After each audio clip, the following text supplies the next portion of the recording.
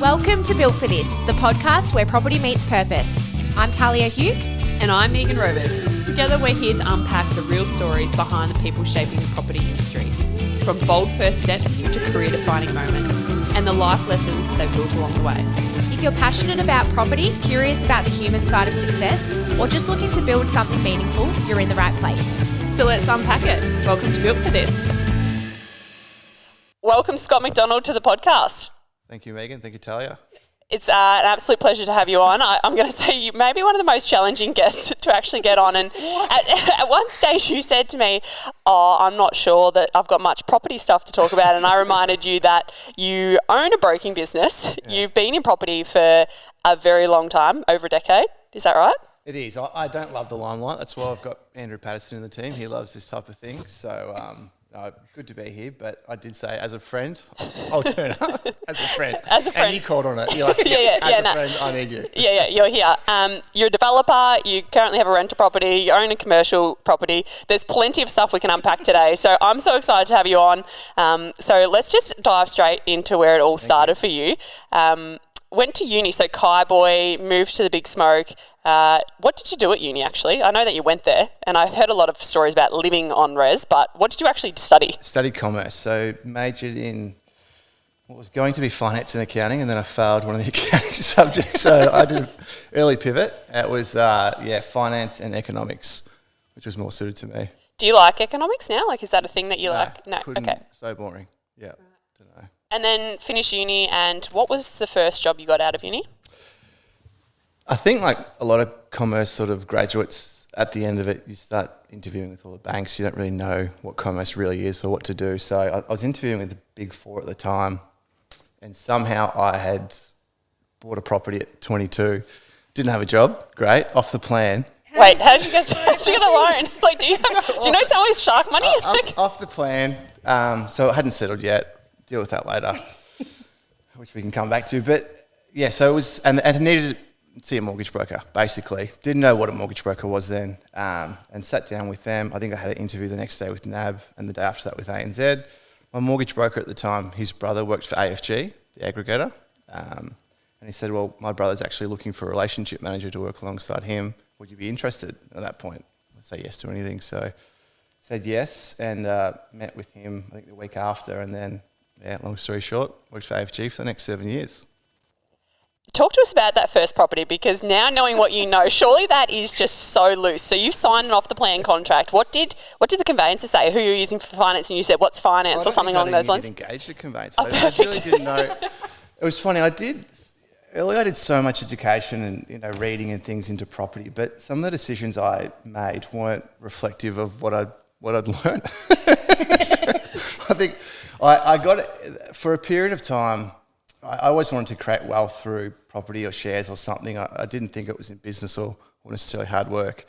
And you end up going to these seminars and 2 or 3 day seminars, and you sort of sit around and get brainwashed and sing Kumbaya for 2 days, and then they start selling your product. And one of those products that they sell at these things is often off the plan crap stock, and I got swept up in it and said yes to a few. And I think the first few I actually said yes to. The projects, developments didn't even get off the ground.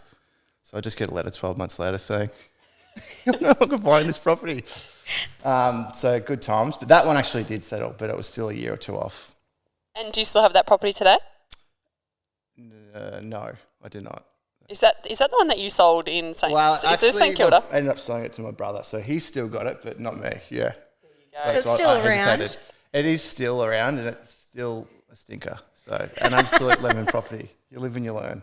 I've bought a few of them. You just mentioned your brother then. Is your family into property? Is it a family that's, you get around the table and you chat about property, or is it just something that... I think Mum and Dad had one investment property each or something, and I thought, we're property tycoons, this is what we're about. And then it wasn't until so much later, as an adult, I'm talking to my dad, and he's like, I hate property. I was like, really? You were my influencing factor to get into it. So I'm glad we didn't have that conversation early, because I enjoy property. I think it's a great way to build wealth, and whilst I've made a lot of mistakes, I'm still glad I'm in it. So 7 years on, sorry, Tales, you were about to say something. So 7 years on, you're at AFG. What's the day in the life of a relationship broker look like? Is that a relationship manager? It's a lot of coffee and smiles and keeping everyone happy. So the role is basically to recruit mortgage brokers to an aggregator. I don't know, the most probably popular one's Aussie Home Loans. They're an aggregator. They're just a franchise version of it, where AFG is a wholesale one. So they sit behind the scenes and give the brokers the tools that they need to do their job effectively. So my job was to recruit mortgage brokers under their umbrella, so to speak, and then keep them happy so they don't leave for a competitor. So good expense card, lots of wining, dining, a bit of education along the way, which was hard, to a point you feel a bit fake because I'm a 22-year-old, 23-year-old, 24-year-old. I think I left at 27, 28, teaching these people how to run their own business. And so, what do I know? So I think I lent into the sort of the IT side, the tech side, because a lot of it was an aging demographic. So where can I sort of set myself apart? So I think I lent into that to offer value where I could. Wore a suit and tie, so I at least looked the part, even though that wasn't part of it. And did that with AFG for, I think, 7 or 8 years. And I think we can all agree, we kind of all have to fake it till we make it, don't we? Really? Yeah, you do. Yeah, it got to, absolutely. And then it got to a point, though, where I was doing it for not even that long, 6, 7 years is not a long time, but I was like, if I've actually got to do this myself, I just feel like a pretender. So that sort of, went on to buying a mortgage brokerage, but I don't know if I could have done it for too much longer, to be honest. Long lunches, just wearing thin, were they? That's such a tough golf days. It sounded hard. tough. Yeah, in St Kilda, and you got the expense card and long lunches. It's amazing for a 25-year-old and 27-year-old, but believe it or not, it does wear thin, sort of. So then you've got a couple properties under your belt at this stage. You've been there for 6 to 7 years, and you look at buying a mortgage broking business. You've decided that that's what you're going to do next. Yep, that's it. I think I would have bought anything. At that point in time, I'd been doing the commute from Barwon Heads to Melbourne. That was all pre-COVID too, so the expectation is you're in there 5 days. It grows pretty thin. And was looking after one of the accounts in Geelong, which was Aussie Wide Financial Services, and they approached me, and it's, funnily enough, I'd been thinking that would be the perfect business that I'd love to acquire and try and act cool like I'm not that interested. And, probably 6 months thereafter, we settled on it, so it was good. And then you were obviously on, I guess, the other side, and so now you're on the other side of the fence. Yep. What were some of the quick lessons you learned becoming the boss, the manager? Then you've got employees. You now have clients because you obviously just had people that were running their own business. Now you've got that was a big change, the business to business piece, and now business to customer. So that wasn't, at AFG, I got really good at seeing, different brokerages all across Australia, from a one-person business to, I select, or someone that might have a team of 30 or 40 or 50. They're much bigger these days. But so you get to sort of see the intricacies behind the scenes of what works and what doesn't work, and how to structure it and how to remunerate your team and do all those things. So on paper, well-versed, but in practice, hadn't done any of it. Hadn't managed a team, hadn't hired, hadn't fired. Have you ever fired someone? No, I've enjoyed everyone that I've worked with, and I've never wanted to part ways with anyone, but there comes a time when an honest conversation has to be had, and so that's when I get someone else to have it. No, not true. But I am probably too slow to get rid of some people. Yes. This is the unfortunate thing when you've got people that know each other quite well. I'm just having little digs at Scott as we go. So if for the audience, if you're not following, it's just me having a little go at Scott, which I know is not the purpose of you coming on the podcast. Jumping around a bit, but that would be a business lesson that I've learned. Like they always say, was it hire slowly and fire quickly, and something like that. It's meant to rhyme. But I'm certainly guilty of that. Held on to people for much longer than I should have, and as your business evolves, and Aussie Wide was a one-person business in 2018 when we bought it, after we sort of unwound a few things, and now we're a team of 25. So the people that were relevant at the start, relevant's a tough word, but the role can outgrow them. So you need to move with the times, and it's one of those things, again, hard to implement, and so, but an honest conversation has to happen at some point. And then on the other flip side, I think I was too quick to hire people. I always saw sort of hiring people as growth. It's not growth. Unless you've got the right people. And you've got the lead flow and the customers, and then, you fit the need. But I think you've got to make sure that you're optimising your existing team before you go too quickly and start hiring. And making sure you're hiring for the right roles. I was just hiring mortgage brokers. Yeah. You know, I could have been hiring support staff onshore or offshore or better tech and got more out of them, would have been more cost effective. Because the thing about, you know, hiring too many people is if it's not working, you've then got to fire them. As Megan's alluded to, I'm not great at that. So then you've got people who are not doing too much. Yeah, and I guess like one of the reasons you just touched on, I guess, finishing people up in the business, and it's one of the most challenging things that I've found running the business as well, because you get to know these people really well, you get to know their families, you kind of know a lot about them, but I do think there comes a point in time when it's actually better for both parties, so. and it's, you know, sometimes one person's just got to make the call to a certain degree, and we've had instances now that those people are flourishing in different roles, and I'm like, well, was I doing them an injustice by keeping them? And as you've said, like, your business evolved, so it's not necessarily it wasn't the right person. It's just, you know, their seat in that business, what you've got Wasn't the now right person isn't, for it. it's a different And so business. where we can, it's harder because it's a smaller business, but we do try them in different roles because you're like, exactly that. Right person is at the wrong seat. Let's try them in something different, and maybe, you know, it's going to empower them a bit more and really showcase what their skill set is. But you do that a few times, and then you go, hang on, that's actually the person, and the business has changed. Need to have that honest conversation, and half the time they're more than aware of it. They know it was coming. They might even thought it was overdue, but you know, it is hard because, as you alluded to, like, you know their family, you know their circumstances. You know, everyone's got their own sort of their own problems at home, and it might be, you know, money problems as well. And you're like, well, you know, it's not always super easy to find a new job or quick and things like that. Inevitably they do, and they're always fine. But these are the things that sort of run through your mind when you've got to make these decisions. Going back as well to property, taking us back a couple of steps. So you bought Aussie Wide. You had the one property at that given time? Or have you already... I think 4 or 5. Oh, there we go. Yeah, Okay. So talk to us about that.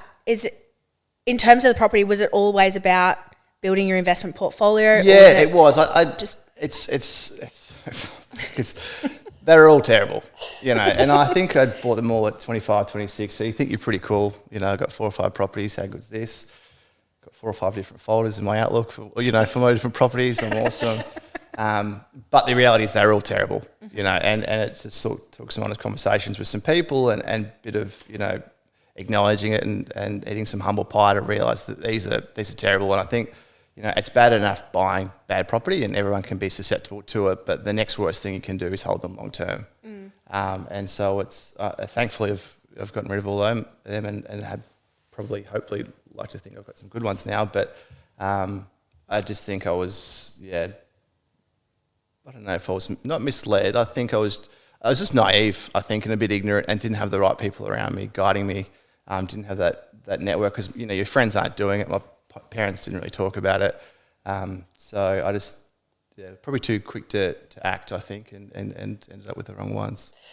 But doing that at 25 or 26 is a lot better than doing it later. Like, you've learned some lessons really quickly.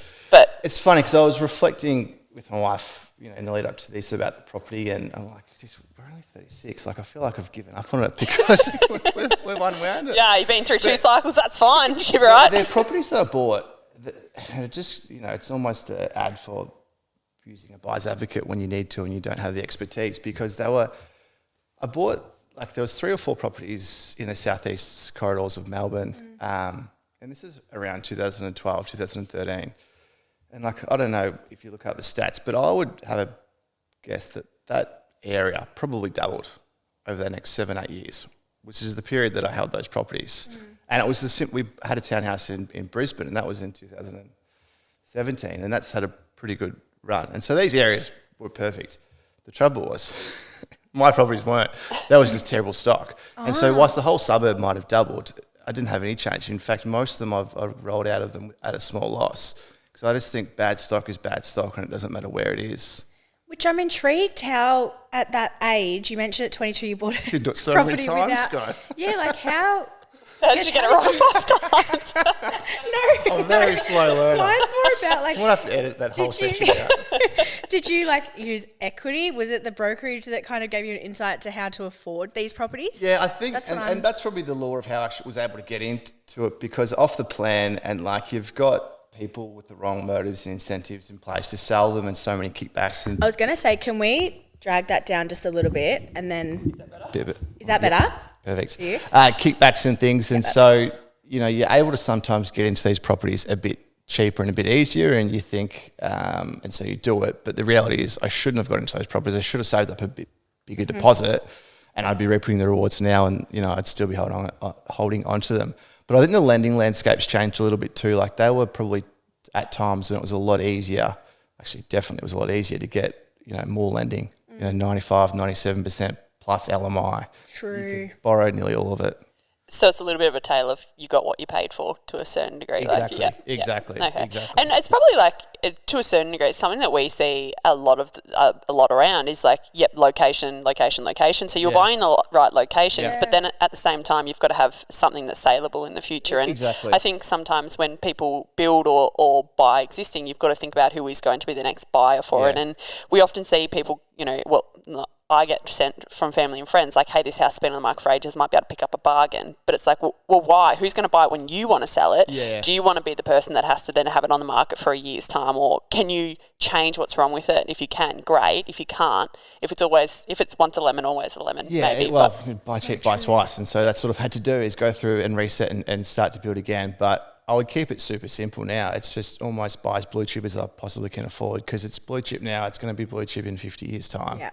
And the blue chip areas will continue to be the strong areas. And so, that was another thing that a buyer's advocate told me 15 years ago that I probably didn't listen to. It's like, everyone was trying to pick the pockets that are the up and coming ones, and they were really simple. Like, we don't play in that market. Why wouldn't we just go with the Hawthorn in Melbourne that's a proven performer for 50 or 100 years? Why are we trying to reinvent the wheel? Like, if you can afford it, that's the one you're going to get. Where's good. Keep it really simple. And I think we try and get too clever and too cute sometimes, and perhaps that was me too. So I'd really keep it simple moving forward.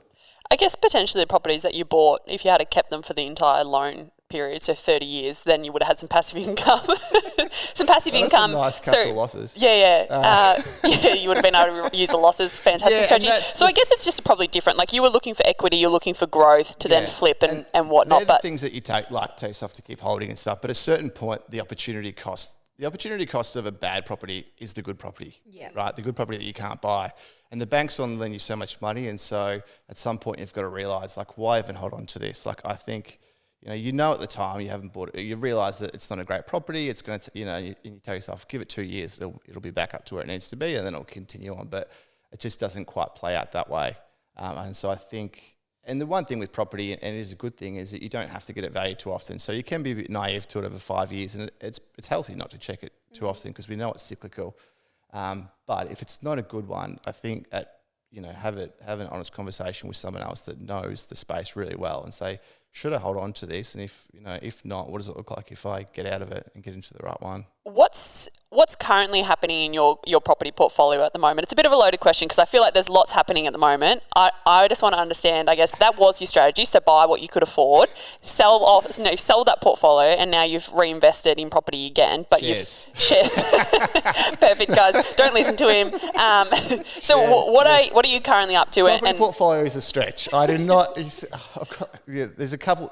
I do not have a property portfolio. There's more than one, but at the moment, we've got a couple of townhouses being built. There's a commercial property. That's it, and an apartment as well. Yeah, that's it. The properties you've got, though, are serving, I guess, a purpose beyond just equity in them as well. So the commercial property you've got, that's obviously... That's for the building, that's for the building. On top, that's right.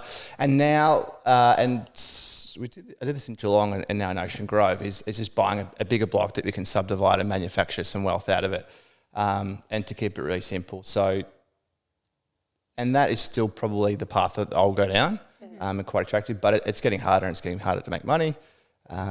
And there was an instance in Geelong where had gone through the process of getting plans and permits and doing all that, and it made more commercial sense just to sell the property as it was, rather than go through the exercise, because construction costs have changed and everything else. But even now, I'd keep it simple and just buy a good property and do nothing. Like, for all the work sometimes of trying to construct and develop, and after the associated buying costs and selling costs and building costs and costs on costs on costs, and then the tax associated with it, just buy that property in Hawthorn or whatever the version of Hawthorn Or is. in Geelong, hit us up. But whatever the version is of that Yeah. blue chip property that you can afford, Yeah. right? That, to Megan's point, that someone else in 10 years' time is going to want to buy, and hopefully it's a family, right? Because they're going to buy it as an owner-occupied, and that's the market you want to appeal to. That's true. Yeah. Keep going. Go on. Talking about the development you've got in Ocean Grove, we had Pete Kelly from Little Fish on a couple of weeks ago, and he pretty much kind of alluded to the same point. It has been a really challenging space over the last couple of years. So you've been working through that in what has been a really challenging time. Yeah. What are some lessons learned from that experience? And you said you're keen to go again, so it's so we'll be looking for something for you to help you. But what are some of the lessons you've learned from that process of subdividing and building townhouses? Just everything takes longer than you think it will. I think there's a big disconnect between like the state government and their plans for sort of urban infill, and obviously your green estates and things cost their money, so they let's chop up the land that we've already got in higher population areas and higher density areas. But then the local councils aren't really advocates for it, and they're the ones that you got to deal with, and they're the ones that you got to get your permits through, and so it always takes a lot longer. Expect some silly objections, especially if you're doing it in coastal towns. That's just part of it. But it's the simple things of just making sure that the stock you're building someone actually wants, and allowing for a fair bit of increase in construction costs by the time you actually get to do it. Even if you think you're going to do it in 6 to 12 months' time, inevitably it'll take 2 to 3 to 4 years' time, and then there could be delays with construction. So it's building those things in, and then if you're financing it, which a strong assumption that you're going to be not doing it just in cash, those time delays, it's money, it's interest costs. And so, not to be too pessimistic about it, but it's weighing up, is it all still going to make sense? So I think where I would go in the future is still buy that blue chip property as it currently is.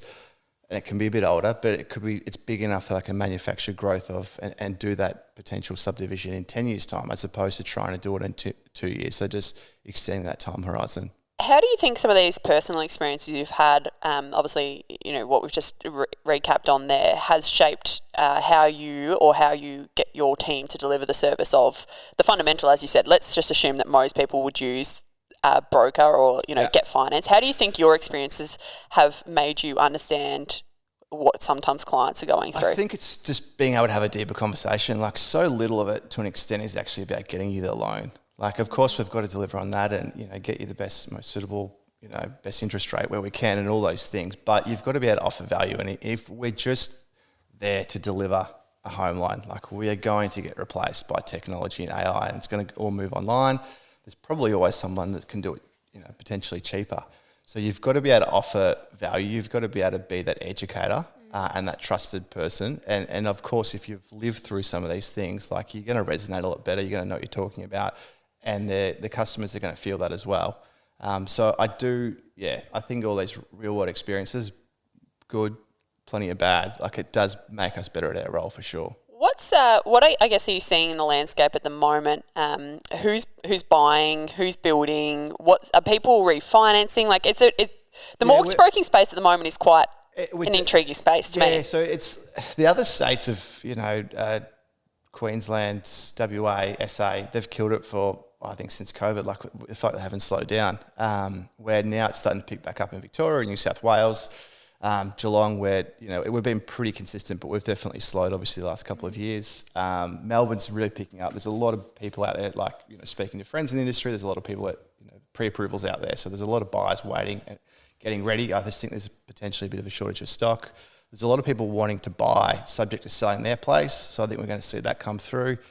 And then there's the first home buyer grants and things that have just come in at the start of this month. So there are investors that we're trying to get in before that, because their sort of opinion was that those first home buyers were going to push the market up, so they're trying to get in early. So I think there's people are wanting to get in, and it's so much just a confidence thing, isn't it? And like, the rate drops and things do help, and people getting on top of their finances a bit more. If I was an investor, I would have been looking to get tied, in last year, and I think we knew that at the time, and that's probably circling back to doing these construction and developments, or whatever you want to call it. Like, they tie you up, and so I would have loved to have bought a property or two and done no work that was going to be a good long-term property, but you can't do it because you've got the costs associated with doing a project and the unknown. How long is it going to take? When am I going to sell them? What am I going to sell them for? And so you're a bit gun shy, and it stops you from making other moves. Do you think, I think we spoke about this on another episode, and it's about, I guess, ignorance is bliss to a certain degree, which is like kind of like your 20s and now your 30s, you've kind of learnt all these lessons. And do you think that's maybe playing into like a little bit of that? Well, like I feel like you're the type of person that if you had the idea, you probably could have made it work, but maybe you're just kind of like, oh, you know, obviously things have changed now, you got family. Yeah, you do get gun shy for sure. And like, you know, your personal circumstances, and I've got 3 little kids, and, you know, you can only have, learn this lesson perhaps the hard way, but you can only have so many balls up in the air, and you know, call it stress or whatever you want it to be. But you know, you got your resilience tank, and if you got too much on the go, you get a bit depleted, and you know, you're not as optimistic perhaps in terms of like, or not optimistic. You're not probably prepared to take on as much risk. And so, if I'm taking risk on in the business and buying businesses and things like that, I probably won't be as aggressive in property, and you know, vice versa. If there wasn't things happening within the business, I'd probably be looking to do something. But, you know, only so many things at once. I'm interested to hear about buying businesses. You just touched on that then, that's something that you currently are doing. We, I guess, like as a real estate agency, are always looking at the industry, and you touched on it before about tech and AI and all these things that are changing. And there are business owners now that it is becoming quite challenging to kind of keep up with it. I've bought an existing business before, and it obviously has come with challenges. How have you found the experience of buying existing businesses? What are some lessons learned from that? And you've done it, again, quite relatively young. Like, is that the plan, to keep going, wanting more? Yeah, so Aussie Wide, I think it's 27 years old now-ish. And when we bought it 2018, the optics of it probably were that it was a bigger business. I'll arrive at your question. But the optics were it was a bigger business because it had subcontractors within it. But and it's probably not dissimilar to real estate, right? They were effectively running their own business, almost their own brand to an extent. And so that wasn't the model that I wanted to go down. Like, culture, people was going to be a huge part of the business. And so I felt like it was easier to set a tone for the team if, you know, we're all on the same page and we're all running in the same direction, we're on the one team effectively. And I didn't think I could do that as well with a subcontractor model, even though at the time it was, you know, 99% of mortgage brokers were pretty much running that. So I set about unwinding that, and so it went back to one employee, myself, and then we built it back up. But as a result of that, and the contractors having their own businesses effectively, is when they left, they take their own clients. So it wasn't a very big client base, so to speak. But I had, you know, healthy, you know, growth goals, I guess you say, for the business. And so one way to grow, of course, was to acquire. Previous role at AFG, I'd seen a lot of it, the buying and the selling, and so that was probably, you know, a skill set of mine. And so acquisition, for me, it made sense on the commercials. Like, it's the same as buying a rent roll. Like, the actual investment itself stacked up. Like, even if, you know, you got it wrong, and obviously you hope you get it right, but you can always get rid of it. And then you've got the upside, obviously, of turning that rent roll into, you know, listings. And for us, it's turning them into new clients. And our whole ethos is turn one into two. So if we can deliver for one client, you know, get the second client as well. So we, over probably 7 years, have purchased 5 businesses, and there's plenty that we sort of haven't. We've looked at it, and it hasn't been the right fit.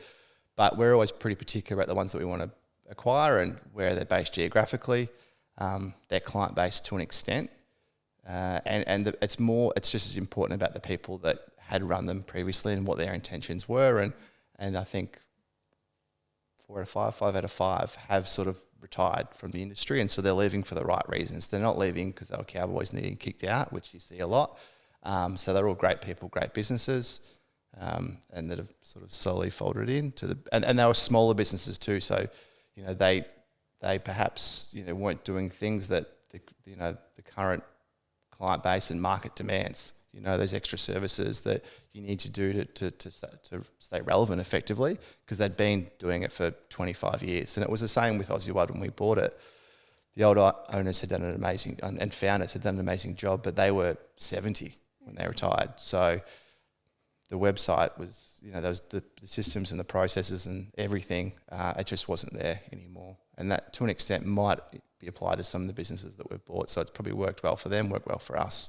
And with that, because me not knowing as much about you as Megan does, with the businesses that you buy, of course, you've got Property Hub Finance, which I'm familiar with.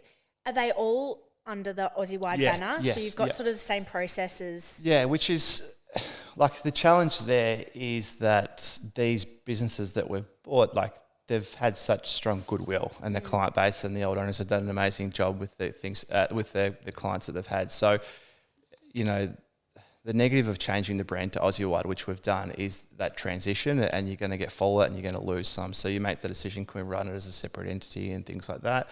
But it's always sort of made more sense and come back to team cohesion if we bring it under the Aussie Wide umbrella. And we've already got a lot of the support and processes in place. So it makes more commercial sense as well, just to make it part of the one sort of cog. But we do have a few different locations as a result of those purchases. Systems and processes, and this is maybe just me having a little bit of a rant now, or an internal gripe. Talk about Airtable, or? Yeah, no, not it. Oh, look, we'll touch on Airtable. Yeah. Friendship one, Yes, it is on Airtable. Podcast is on Airtable. So I've heard this week that some of our competitors are saying when they're, I guess, trying to list against us, that, you know, all their work's done offshore and those types of things. Like, I look at that and go, well, businesses at the moment, if you're not utilising outsourcing, if you're not, you know, getting your systems and processes, you touched on it before, AI is coming. So if you're not kind of even up to that stage, then AI, so then they're trying to sell against us from a client point of view and saying, well, don't go with them because, you know, they do their admin offshore.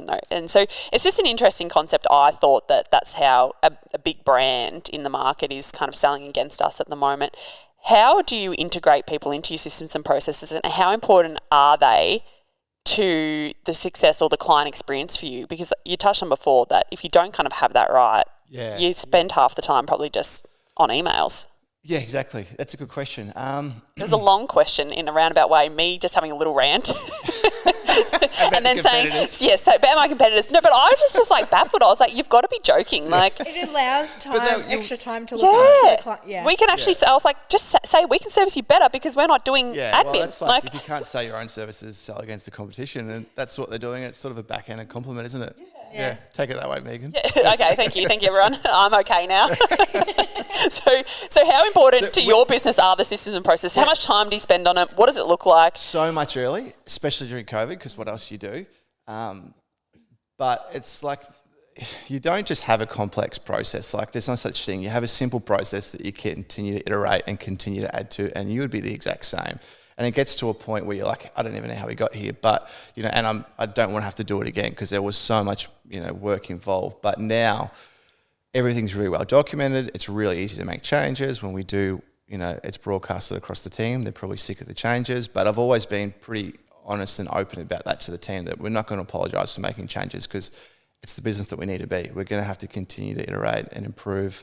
They're not going to be huge changes, but you just got to continue to make those sort of 1%ers. But what we do is when we make these changes and we change the process is I want the counsel of the team. Like they're the ones on the coalface. I can have this great idea in theory, but I'm not client facing anymore. So it's, you know, the relevance isn't there, or perhaps the practicality. So I need their input on if it will work. And so if I'm thinking something, I might get 2 or 3 of them in the room and say, is this realistic? Is this actually going to improve things? Or is it just going to create a problem that I haven't even thought about? It sounds very familiar to our office at the moment, if I'm now honest. I'm getting attacked. No, in a good way. Like it's really similar because, you know, you're implementing all these processes. Now I'm sort of talking on behalf of Megan, and I guess you're not client facing and whatnot, but it's almost like as well, everything that you're trying to implement is to make our clients' lives easier. So it's almost, again, onto the people. It's like if you're not open to change, what are you doing? And we've got to find the balance as well, because at the end of the day, the client experience is everything. Yeah. You know, and so you can fall into the trap of making the life easier for the team at the cost or the expense of the client, and you can't have that. And so it's finding that balance. So it can't worsen the client experience, and it has to make the team onshore and offshore, you know, more efficient. Yeah, it's an interesting point because we had this in a team meeting. I don't get to run the team meetings anymore because I talk too much. So I got one chance because Josh was away last week, and the team was just discussing the open home setup. And you know, as directors, we decided that this is what the open home setup was going to be. We got it implemented by marketing, told the agents to go do it. Yep. The agents kind of then over time kind of adapted and made their own kind of setup, and some were doing this, some were doing that. So this time I just said to them, well, you tell us what you want, we'll get marketing to look at it and then directors to approve it, because sometimes decisions from the top down, it doesn't work. We think it's great. Exactly. But I think what we actually stitched them up with was almost needing like a trolley to bring all the stuff into the open home. So then on Saturdays it's not practical. So then they just, week by week drop off, one of the expectations. So it is interesting that when you are thinking about change, it's like, well, we were just thinking about the clients only. We'll just kind of like, what would clients want at an open home? Yeah. What do they want to see? What material do they want out? Okay, put all this out. And then without necessarily saying to the agents, is that feasible? Do you have the time to set it up? How are you going to carry it? What if it's, all those types of things. So change is just so hard, I find, to implement into a business. Well, and I guess the good thing of not, being always client-facing is you've got plenty of time for ideas.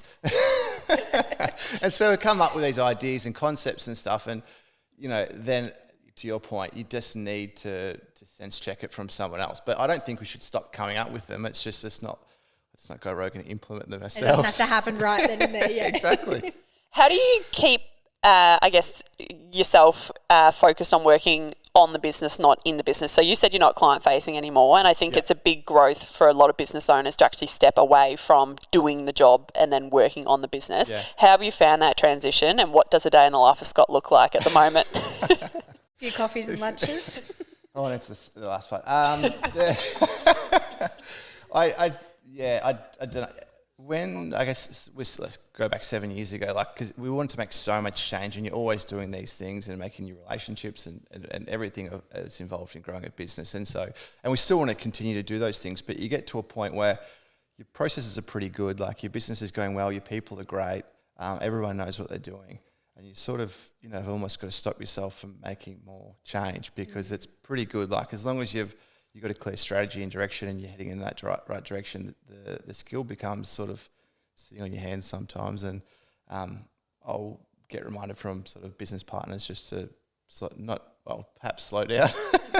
We don't need to do that. And that's a good thing, right? Because otherwise, it is a distraction for the team. And you forget that everyone's actually sometimes busy doing their job, and so you can't, and that's the core thing. It's serving the customer, it's delivering on your goods or service. And so it's not about necessarily always changing your business. It's, if it's working, continue to do it. And I think it would be as well, much like, hiring the right people to look after those things, so that you don't have to worry about trust everything. the people. Yeah.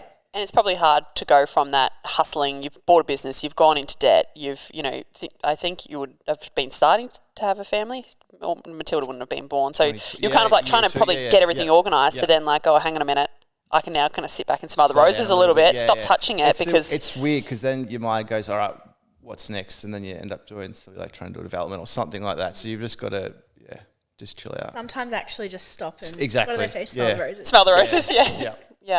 I don't even know what that means. Like, anyway, if someone was thinking about starting out in business today, what is something that you would say to them? Oh, don't do it. No, I'm joking. No, I think business is great. Because I'll ask a question whilst you're thinking about that to, confuse everyone. But you mentioned before that your kind of idea was create wealth through property, but then you've probably done that through business now as well. Like when you were in your 20s, you thought property was it. Now you've done it through business. How, I guess if people are on the fence, should I, I'm an employee at the moment, I'm thinking about going out on my own, what are some of the, good, bad, ugly of that, and what does that look like, do you think? I think the thing that you'd never quite appreciate is probably the associated stresses with it. And it's just, that consumption, I guess, always thinking about it. And I don't think that ever stops to an extent. There's nothing quite like going on holiday when you're salary, literally chuck the phone in the pool and catch you, see you in 4 weeks, where it's not quite like that when you're self-employed in small business. I think it does it definitely gets easier as you build it up, because you've got other great people to rely on and run it when you're not there. But that takes time, and it's sometimes, it's a lot of work to get there as well.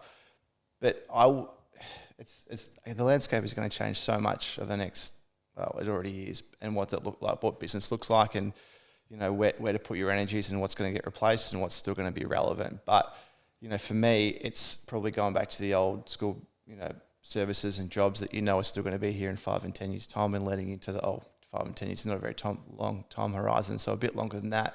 But those services that aren't going to get replaced by tech, and I I'd be hesitant to do something that's outside of your wheelhouse. Like, you don't have to be perfect at it, and there's a lot that you don't have to know, and I think, we're both going through that. But you've got to understand it to some level. So you can, and if you've got a network in it, even better. But I wouldn't do something completely rogue to what your salary job is. It might be an extension of that, or you think you can do it better or different location. But start there and build from that. And I would say start slowly as well. Like, I was going to do a million things when we first did the business, and people would keep saying, just slow down and get the fundamentals right. Like, just look after the customer experience really well and just build from there. You don't have to have all these extra fancy things straight away. It'll just distract you from, your core objective. And I think you touched on as well on that, like, invest in something that is already going quite well. Yeah. And that the shortcut is buy something, right? Buy a good business that you think you can make great, really. Yeah. I think we're really fortunate in our industries that there's a tangible asset associated with, a rent roll and a mortgage book, let's say. So you can acquire, you can invest with a bit more confidence, knowing that, even if I get this really wrong, I can still walk away with something, and hopefully you don't get it really wrong. Well, thank you so much for joining us today, Scott. I think, we've unpacked a lot. I think there's a lot, like, every time we're doing these podcasts, I just think about the reels that Brooke's going to be able to create from this. There's going to be a lot of great stuff. So I appreciate you finally saying yes after, a few follow-ups, etc. Now we're just going to end with some rapid-fire questions, which we never tell you that we're going to do this, but we just do it. So, CEO, I knew it. Yeah. Which, the experience today has been very similar to that, I'm sure, for you. Very professional. Charles, do you have one to start with? Because I've got one, but yes. You go for it. Well, I'm going to steal yours because you said you've got a new one. Is that right? Yeah, maybe. Okay, well, hopefully I'm not taking it. Favourite holiday destination? In Australia, Noosa. Young kids, it's so easy, so good. And so far, I think the overseas would be Lake Annecy in France, which Megan might probably agree with. But that was just, absolutely beautiful. But I think it's also where you go to and the people you're with and the experience you have. But I'd definitely go back. I'm surprised it's outside of Barwon Heads, to be honest. Well, this was my favourite place growing up. This is where we would holiday, and now it's home. I was very fortunate to be home now. Yeah, and sometimes, like, even going away and then you come back, you just appreciate it. You just kind of like, shit, I actually need to, appreciate where we live a little bit more. Agree. Yeah. If you were building in 2025, would you put a pool in or no pool? It's quite topical. I don't know why you asked this. Weird. How random? What a random rapid fire question. It's a great question. We've got little kids. I love the idea. I think we all probably grew up with someone. I didn't have a pool. Good friends had pools. You'd always be there on the weekends, and that was the destination to be at. And so I think similar to your thinking, Megan, we want that to be our house. I think everyone in Barwon Heads does, so everyone's got a pool. So I'm like, do we even need a pool? But I hope to have one, for the family. Well, maybe a follow-up question. Is the pickleball court the new pool? It's the new pool. And so not only is it cheaper, haven't played pickleball, but do want to put a court in. Why not? Chuck it in. You might like it. Trial. I think so. It's going to take off. I feel like pickleball's really, like, everywhere at the moment. Is, yeah. Is it a new thing, or am I just...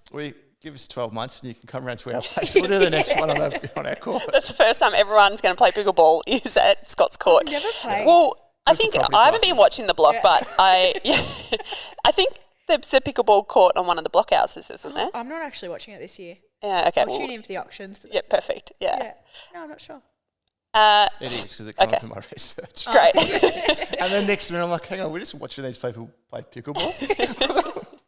Well, I think actually, I think I quoted this to you, Farry, the other day, that I'm pretty sure there was a survey that people are now searching on realestate.com for pickleball courts. So, is it? I don't know. Are you Put it on. Is it actually? Yes, and I can't believe that you're not on this. You are so much more on trend than me. No. Pickleball has been like very trendy for like 12 months now. I might put something. That's what I'm saying. I keep hearing about it, but I'm like, is it a new thing or has it always been a thing? I think it's a relatively new thing that. Look at me, I've never played it. But anyone but we're not an expert. But anyone can play it, and it's easier on your mobility and all those great things. And so we'll be playing it long into our 90s. I'm going to have to research what it is now. We'll do a team activity. Just Okay. mini tennis. Oh, mini tennis. Okay. Tennis without so much running. Oh, perfect. Charles is going to put a pickleball court in her house now. Well, Locke and I, we recently went to Hobart and we were playing tennis on, that was his little fun day out, and I was exhausted. Like, I literally had to just keep, Tiring. And I think the idea, anyone can pick it up and it's a bit easier to use. And so, okay, cool. great for the backyard. Final question. What's one thing that you can't go without doing daily? Sunscreen? You love sunscreen, don't you? Yeah, Harriet's got me on this routine. She wants me to stay young.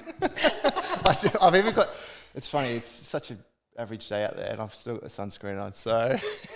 Every day. That's Glowing. clever. I'm on Locke's back about that too. There you go. Well, thank you so much for joining us, Scott McDonald. Thank you. you. Thanks, guys.